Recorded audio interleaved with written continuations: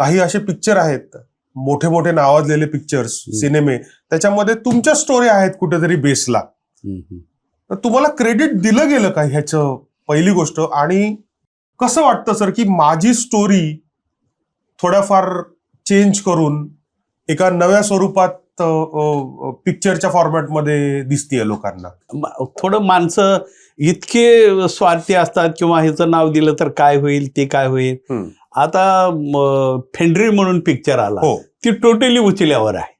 पुन्हा सैराट जो आला तो वडार वेदना आणि उठाव नावाची माझी कादंबरी आहे पुस्तक. तर या दोघांचं थोडं थोडं घेऊन सैराट पिक्चर बनवला. मी म्हणालो जाऊ दे आता. खरं तर अनेक लोकांनी मला फसवलं पण या प्रकरणात, पिक्चर काढण्याच्या संदर्भात. कोणाला 2 वर्षाचा करार केला तर ती म्हणायची 90 वर्षाचा करार आला, आणि ती दुसऱ्याला देत नाहीत, स्वतः बी नीट करत नाहीत. आणि म्हणलं काही न करण्यापेक्षा येतोय.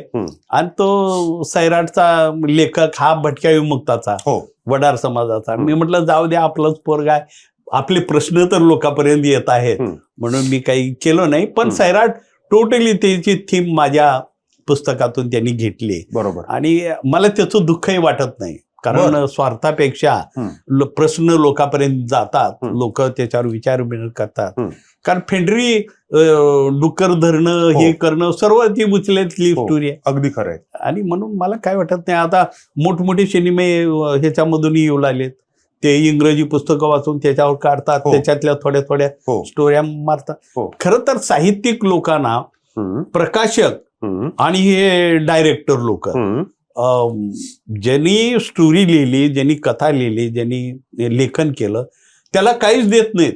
आणि विक्री त्याला 40% आणि लेखकाला 5%, 2% सुद्धा नसतात. तर माझं म्हणणं हे खरं तर बदललं पाहिजे. उचलेगिरी खरी ती आहे. आम्ही नावाला उचले आहोत. आम्ही काही न उचलणारे लोक आज देशभर उचलेगिरीला महत्व आलेलं आहे.